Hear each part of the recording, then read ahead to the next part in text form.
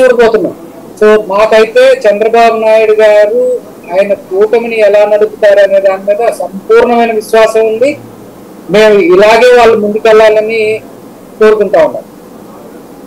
Right, శాంతి ప్రసాద్ గారు ఏదో చెప్తున్నారు.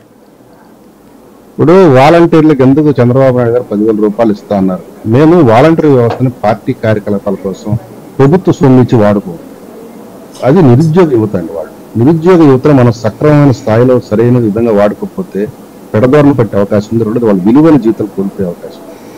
మేము నిరుద్యోగ యువతని వాళ్ళు తల్లిదండ్రులు భారం కాకుండా ఉండటం కోసం వాళ్ళు కొన్ని విధి విధానాలు, ఇప్పుడు నేను ఒక విషయం చెప్తాను సార్, మనకి స్టూడెంట్ లైఫ్ లో ఉన్నప్పుడు మనకి ఎన్సిసి ఎన్ఎస్ఎస్ అని ఉండేది, అంటే జాతీయ స్థాయిలో ఉండేది.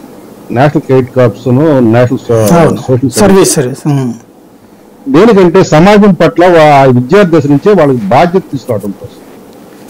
అట్లాగే ఈసారి మేమేం చేద్దాం, నిరుద్యోగ యువతని వాళ్ళు ఖాళీగా ఉంటున్నారు, ఉద్యోగాలు రావట్లేదు, తల్లిదండ్రుల భారం కాకూడదు కాబట్టి ఆ వ్యవస్థని స్ట్రీమ్ లైన్ చేస్తాం. ఎవరైతే వాళ్ళని చట్టబద్ధంగా కూడా ఒక ఫ్రేమ్లో తీసుకొస్తాం.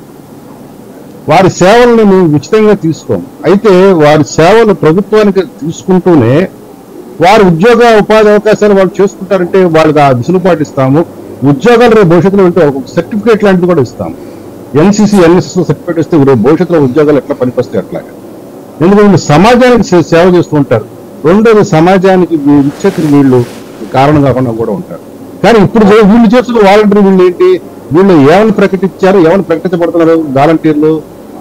వాళ్ళు జగన్ రెడ్డి అంటే అక్కడ వచ్చేటప్పుడు చంద్రబాబు పవన్ కళ్యాణ్ మాట రానే ఉంది. రాష్ట్ర ప్రభుత్వము వాళ్ళ రాష్ట్ర ప్రభుత్వం సంబంధించిన వాలంటీర్ సర్వీస్ ఆ స్థాయిలో తీసుకెళ్తాం వాళ్ళని.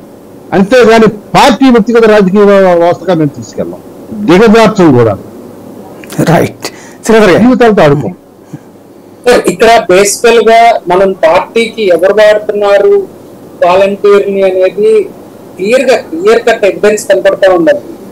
సో జన్మభూమి కమిటీలని వేసి ఆ రోజున ఎవరు ఎలా పార్టీకి వాడుతున్నారు, వాళ్ళ ద్వారా ఎన్ని దుర్మార్గాలు జరిగినాయి అనే దాని మీద జగన్మోహన్ రెడ్డి గారు ఏం చెప్పారు, ప్రతి డయాస్ లో పాదయాత్రలో నేను వస్తే ఈ జన్మభూమి కమిటీలను రద్దు చేసి వాలంటీర్ వ్యవస్థను తీసుకొస్తాము ప్రతి 50 ఏళ్ళకి అని చెప్పారు. కానీ ఇన్ రియాలిటీ అది 60 నుంచి 70 బెనిఫిషరీస్ వరకు ఒక వాలంటీర్ అనే యావరేజ్ కావడం జరిగింది.